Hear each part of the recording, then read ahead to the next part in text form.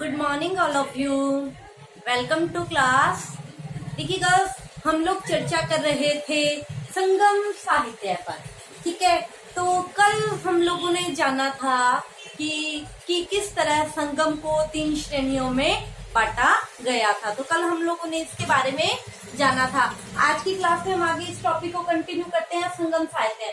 देखिए, संगम कालीन जो साहित्य है उसके 5 महाकाव्य हैं।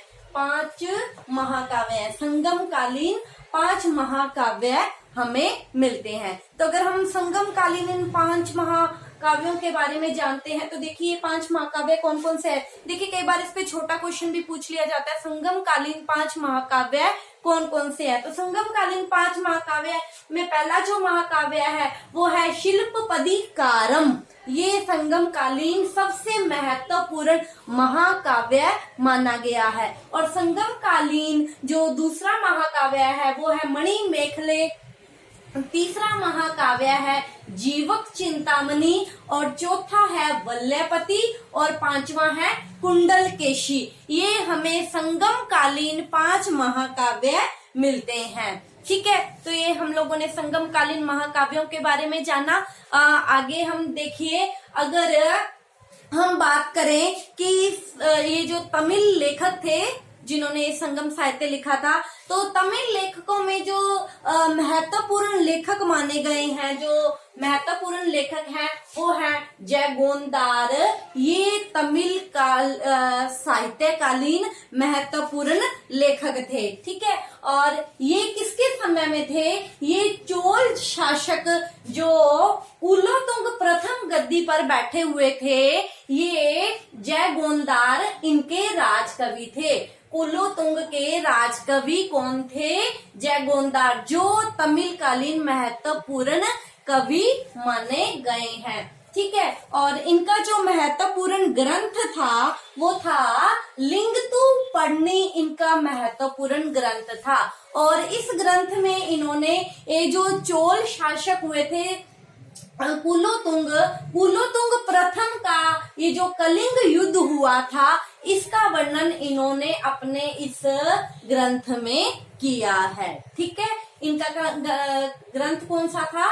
लिंगतु पढ़नी नामक जो ग्रंथ था, इसमें इन्होंने अपने राजा कुलोतुंग के जो कलिंग युद्ध हुआ था उसका वर्णन किया है। ठीक है, तो देखिए कुलोतुंग जो तृतीय गद्दी पर बैठा था, ठीक है, और उसका जो कवि था, राजकवि था, वो था कंबन। ठीक है, कुलोतुंग तृतीय का राजकवि कौन था? कंबन इनके राजकवि हुए थे, जिन्होंने कंबन ने क्या किया था? तमिल रामायण, ठीक है, तमिल रामायण अथवा जिसको हम रामावतारम भी कहते हैं, रामावतारम की रचना की थी। ठीक है, और इसको तमिल साहित्य का महाकाव्य भी कहा जाता है। ठीक है, जिस तरह हमारे महाकाव्य हैं, इनके भी जैसे हम कहते हैं ना रामायण और महाभारत हमारे 2 महत्वपूर्ण महाकाव्य हैं, तो ये तमिल के 5 महाकाव्य हैं। और ये जो रामायण अवतार है, ये जो यह तमिल रामायण है, इसको क्या कहा गया है? महाकाव्य की श्रेणी में रखा गया है। तमिल साहित्य का महाकाव्य भी कहा जाता है। ठीक है, अगर हम अन्य ग्रंथों की बात करते हैं, तमिल के अन्य ग्रंथों की बात करते हैं, तो अन्य ग्रंथों में शेकिलार का पेरियम पुराणम और पुलगेदी का नव्यम, वीरुकेश्वर का जीवक चिंतामणि आदि विशेष रूप से उल्लेखनीय ग्रंथ माने गए हैं या साहित्य माना गया है। ठीक है, अब देखिए, अगर हम आगे चलते हैं तो चोल शासकों की बात करते हैं, तो चोल शासकों ने अमृत नागर, ठीक है, और बुद्ध चरित्र जैसे विद्वानों को भी आश्रय दिया था या अपना संरक्षण प्रदान किया था। ठीक है, इसमें ये जो अमृत नागर थे ये क्या थे? जैन विद्वान थे, और ये जो बुद्ध मित्र थे ये क्या थे? बौद्ध विद्वान थे। ठीक है, चोल शासकों ने अमृत नागर और बुद्ध मित्र जैसे बौद्ध और जैन विद्वानों को अपना संरक्षण प्रदान किया था। ठीक है, तो देखिए जो अमृत नागर थे, इन्होंने जो 2 ग्रंथ लिखे थे, अमृत नागर के द्वारा जो 2 ग्रंथ लिखे गए थे, उसमें कौन कौन से ये 2 ग्रंथ थे?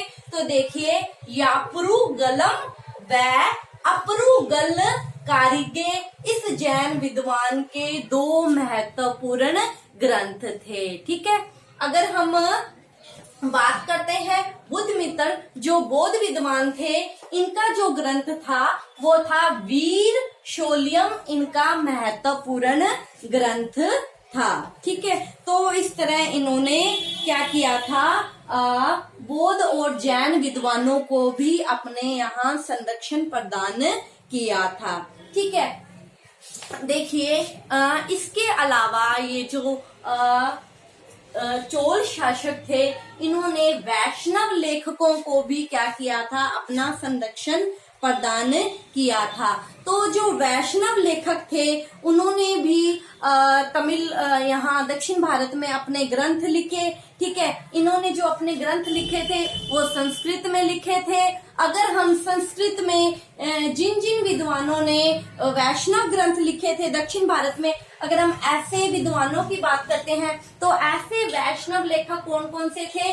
नाथ मुनि, यामुनुजाचार्य और रामानुजाचार्य, ये महत्वपूर्ण वैष्णव लेखक, तमिल साहित्य के वैष्णव लेखक माने गए हैं। ठीक है, तो ये हम लोगों ने संगम साहित्य के 5 महाकाव्यों के बारे में जाना और महत्वपूर्ण लेखकों के बारे में, और किस लेखक को किसका संरक्षक प्राप्त था, और किस तरह हम लोगों ने जाना कि बौद्ध और जैन वैष्णव सभी तरह के लेखकों को इन संगम युगीन राजाओं ने संरक्षण प्रदान किया था। मैं आप लोगों को पहले भी बता चुकी हूँ कि दक्षिण भारत का जो साहित्य है उसे हम संगम साहित्य के नाम से जानते हैं। दक्षिण भारत के साहित्य को संगम साहित्य के नाम से जाना जाता है। ठीक है, तो ये हम लोगों ने संगम साहित्य पर चर्चा की।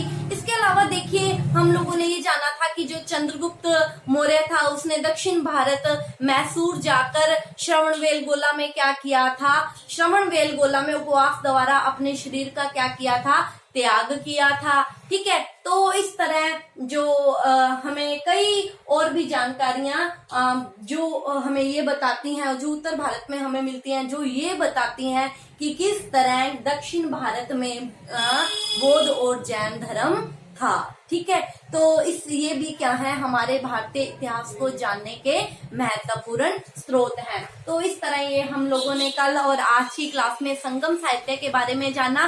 तो आज का टॉपिक हमारा यहीं खत्म होता है। कल हम नए टॉपिक के साथ नई क्लास में मिलते हैं। आज की क्लास के लिए इतना ही। Thank you all of you. आप इसका स्क्रीनशॉट ले लीजिए।